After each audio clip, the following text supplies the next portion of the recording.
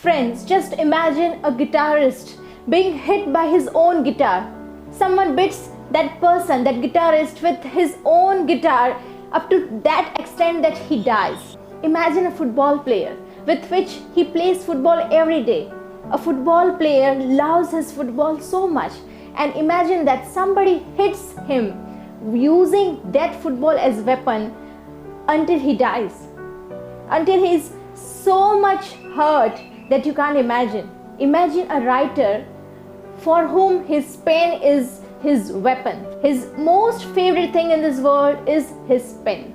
And somebody using this pen hurts him a lot. The feeling that you have got by imagining these three cases is the same as that feeling which will be occurring by imagining a circumstance which I'll tell you. That circumstance is a situation where a child is being hit by his own parent. Imagine the trunk of the tree as if it has got sense like human being, and the trunk of the tree is cutting away all its branches and leaves, as if that trunk is very much upset by its own branches and leaves, that it cuts away all his branches and is left only as a simple trunk. Now, this is the same situation as a situation of a parent who is hurting his or her kids. Yes, friends, your kids are like your own branches. Your world is totally different. In your world, there are many things like your ambitions, your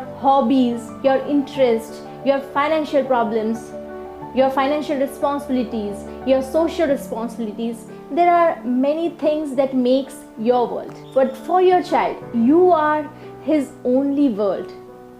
In his world, his small world comprises of only and only you. As a parent, you must understand this, that you are a whole world for your child. Especially for mothers, the foundation of the world of their kids. Just imagine a child for whom his or her parents are the world, and that world, entire world, just falls on him. He will be crushed. He will be crushed by the burden, by that pressure of his own parents falling on him. Sometimes I hear cases that when a kid makes some mistake, the mother scolds, and when father asks what happens, and then again after some time, father also joins in scolding the child. When both the mother and father together scolds the child, just imagine what will happen to the child's mind. Where will he go?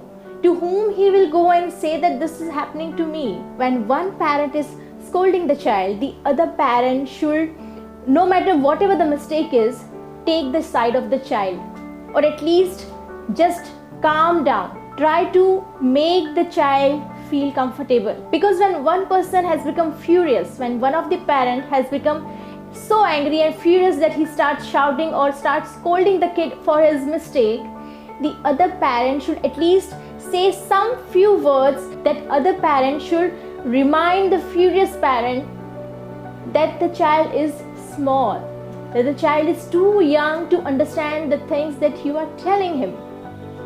Only this much reminder is necessary. This much reminder, this small reminder will work like magic. Because when one person is in a state of anger, he is actually not using all his senses. His brain is focused in only one direction, where he tries to just justify why he is angry by speaking out things that are not needed to be spoken. Even if he is silent but still angry, then still that anger is reflected on his or her face. At that time, the kind words of other partner is needed to calm down the angry state of mind of the other parent. So this way, both mother and father should work in harmony